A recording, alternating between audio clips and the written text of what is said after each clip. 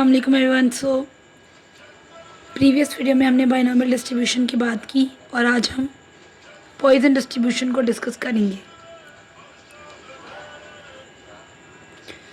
सबसे पहले जो वेरिएबल होता है पॉइजन डिस्ट्रीब्यूशन में हमेशा डिस्क्रीट होता है। डिस्क्रीट वेरिएबल वो होते हैं जो कि होल नंबर्स की फॉर्म में आप उनको लिख सकते हैं। यानी अगर एक पर्सन की डेथ हुई है तो आप उसको 0.5 में नहीं लिख सकते, आप उसको डेसिमल्स में नहीं। आप ये नहीं कह सकते कि हाफ परसेंट डेड है और हाफ परसेंट जो है वो लिविंग है। ठीक है, तो you can not describe a discrete variable in terms of decimal places और fractions. You have to use a complete whole number to describe a discrete variable.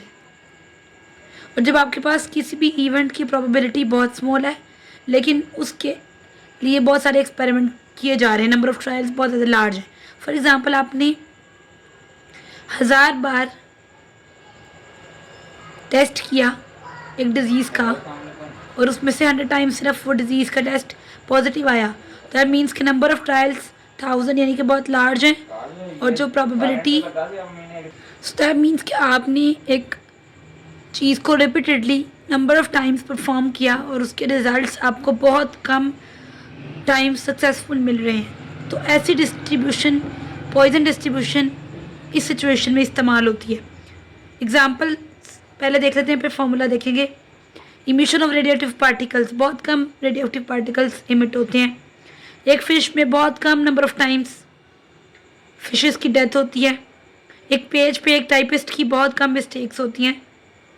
जैसे लाहौर सिटी में लें तो बहुत कम सुसाइड अटैम्प्ट्स मिलेंगी, लेकिन उसको फाइंड आउट करने के लिए बहुत नंबर ऑफ टाइम सर्च करना पड़ेगा। फिर एक रोड में से एक सर्टेन टाइम में से बहुत कम टाइम्स आपको टोयोटा कार मिलेगी। तो जब आप नंबर ऑफ ट्रायल्स बहुत ज़्यादा लार्ज करें और सक्सेसफुल रिजल्ट्स आपको बहुत कम मिले, प्रोबेबिलिटी बहुत कम हो, तब आप पॉइजन डिस्ट्रीब्यूशन को इस्तेमाल करते हैं। तो प्रोबेबिलिटी कैसे फाइंड आउट करनी है उस इवेंट की, आउटकम की? That is mu, that is mean. अब मीन होता है एक एक्स बार और एक होता है mu. X bar is the mean of a sample, mu is the mean of a population. So right now we are talking about the population. E is the error, because जब आप trials करते हैं तो आपके पास गलती and mistake के chances भी होते हैं। nx is the value which can be 0, 1, 2, 3 up to n. It can be any value up to n. So sometimes हमें डायरेक्टली क्वेश्चन में म्यू यानी कि मीन अवेलेबल होगा, लेकिन जब अवेलेबल नहीं होगा तब हमें प्रोबेबिलिटी ऑफ सक्सेस अवेलेबल होगी। तो वो हमने क्या करना है, उसको मल्टीप्लाई कर देना है कितने नंबर ऑफ टाइम्स हमने वो एक्सपेरिमेंट या वो टेस्ट या जो भी इवेंट होगा वो परफॉर्म किया है। तो n मल्टीप्लाई पे पी करके हम म्यू यानी कि एवरेज अपनी फाइंड आउट कर लेंगे। सो n is the sample size and probability of occurrence of an event is given. तो आपने उन दोनों को मल्टीप्लाई करके म्यू फाइंड आउट कर लेना है। अभी हम एग्जाम्पल भी करते हैं, उसमें आपको ये वाली बात क्लियर हो जाएगी। क्विकली हम जल्दी से इनकी कैरेक्टरिस्टिक्स को देखते हैं कि इंडिपेंडेंट यानी जो आउटकम है वो एक दूसरे से इंडिपेंडेंट है। टेस्ट रिजल्ट्स नेगेटिव आई है पॉजिटिव है, वो दोनों चीज़ें आपस में कोरिलेट नहीं कर रही हैं, इंडिपेंडेंट है। रैंडम होता है कि जब आपको एक वेरिएबल की वैल्यू नहीं पता, आपको नहीं पता कितने टाइम्स एक टेस्ट पॉजिटिव आ रहा है और कितना नेगेटिव। ये बाइनॉमियल डिस्ट्रीब्यूशन की ही लिमिटेड फॉर्म है। इसमें सिर्फ एक पैरामीटर होता है जो कि p होता है, जो कि प्रोबेबिलिटी ऑफ सक्सेस होता है। ये पॉजिटिवली स्क्यूड डिस्ट्रीब्यूशन है। इसमें हमारे पास मीन एंड वेरिएंस इक्वल होता है क्योंकि n and p and N P Q, तो क्यू का बहुत नेग्लिजिबल अमाउंट होती है, तो N P almost N P के इक्वल ही आ जाता है। डिस्क्रीट वेरिएबल में इस्तेमाल होती है जो मैं ऊपर एक्सप्लेन भी कर चुकी हूँ क्यों ऐसा है। और जब p बहुत ज़्यादा स्मॉल है और n बहुत लार्ज है, ये भी मैं एक्सप्लेन कर चुकी हूँ। तो हम इसको एग्जाम्पल से देखते हैं। इन LGH on average 3 patients receive पर मिनट। फॉर एग्जाम्पल LGH किसी भी हॉस्पिटल का नाम है और उसमें पर मिनट 3 पेशेंट्स आते हैं, तो क्या प्रोबेबिलिटी है कि नेक्स्ट 1 मिनट में रिसीविंग नंबर ऑफ पेशेंट्स कितने होंगे, यानी उनके वहाँ आने की प्रोबेबिलिटी कितनी है। तो चूँकि हमें पता है कि फॉर्मूला हमारे पास क्या है, e पावर माइनस u, मैं जूम करती हूँ यहाँ पे, म्यू की power x over x factorial. So mean हमें दिया हुआ है कि ऑन एवरेज 3 पेशेंट्स आ रहे हैं, नेक्स्ट मिनट में रिसीविंग पेशेंट्स की क्या प्रोबेबिलिटी, तो हो सकता है कि कोई भी पेशेंट ना आए अगले 3 मिनट में, तो x 0 हो गया। अब हम इसको पुट करके चेक करते हैं, तो मैंने यहाँ पे इसको लिख कर भी दिखा दिया है, e की पावर -3, चूँकि हमारे पास म्यू जो है वो 3 है, म्यू 3, x हमारे पास 0 है क्योंकि हो सकता है कि कोई भी पेशेंट ना आए अगले 1 मिनट के अंदर, और 0 फैक्टोरियल क्योंकि x 0 है तो 0 factorial, it comes out this. अब बहुत सारे लोगों को e का नहीं पता कि वो कैसे आता है, so you have to press shift, और यहाँ पे एक इन वाले पे ये e है, तो अब इसको प्रेस करेंगे, after pressing shift it comes out e। एक और क्वेश्चन हम सॉल्व कर लेते हैं। On average 2 students per hour report for treatment, यानी मीन 2 हो गया क्योंकि पर मिनट पर आवर जो हमारे पास 2 स्टूडेंट्स आ रहे हैं फर्स्ट एड रूम में, तो क्या प्रोबेबिलिटी है that during a given hour 3 students come to first aid room. 3 students के आने की क्या प्रोबेबिलिटी है, वैसे यूजुअली 2 आ रही, लेकिन 3 के आने की क्या प्रोबेबिलिटी है। और सेकंड स्टेप में हमने कहना है कि कोई भी अगर स्टूडेंट ना आए, none of the students come for treatment sorry, तो कोई किसी के ना आने की क्या प्रोबेबिलिटी।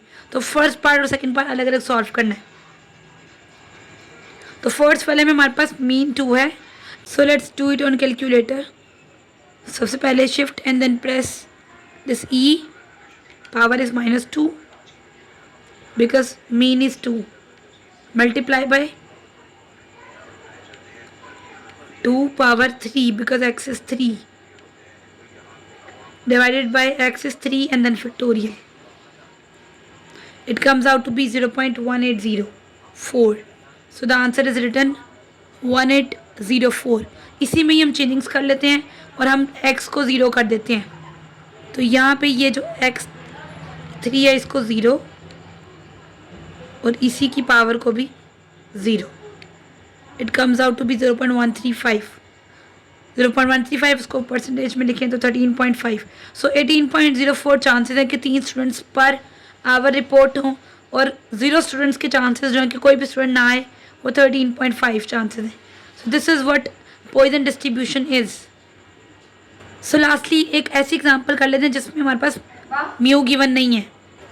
सो वो कह रहे हैं कि बायोकेमिस्ट्री की बुक में 520 पेजेस होते हैं, जिनमें से 390 एरर्स आएंगे।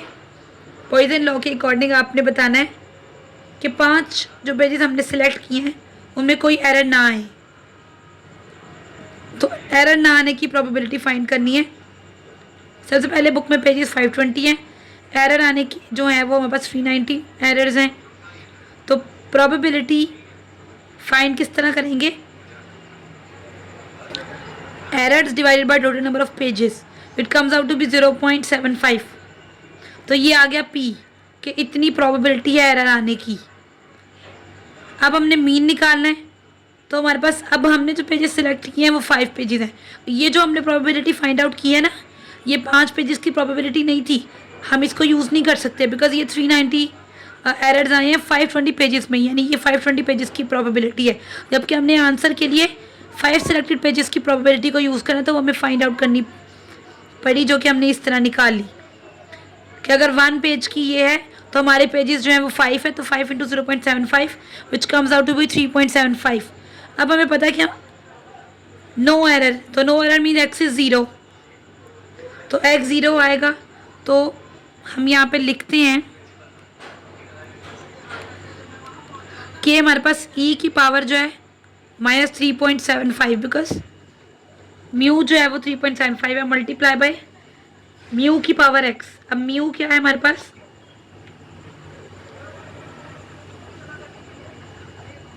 मल्टीप्लाई बाय म्यू हमारे पास 3.75 है और x हमारे पास 0, क्योंकि उन्होंने कहा कि नो एरर, कोई एरर नहीं आ रहा, divided by 0 factorial because x is again 0।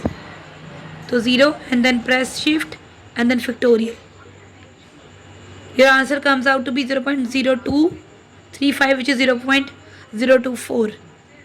तो जब डायरेक्टली आपको अगर एवरेज नहीं गिवन, म्यू नहीं गिवन, मीन नहीं गिवन, तो आपने N is a number of times या नंबर ऑफ सैम्पल्स, और p कि कितने टाइम उस चीज़ की प्रोबेबिलिटी, आपने मल्टीप्लाई करके उसको आंसर निकाल के उसको यूज़ करना है। अगर आप लोग ये वाली प्रोबेबिलिटी यूज़ करेंगे 0.575 तो वो गलत होगा, क्योंकि वो 520 पेजेस की प्रोबेबिलिटी है, हमने 5 सिलेक्टेड पेजेस की प्रोबेबिलिटी फाइंड आउट करनी थी.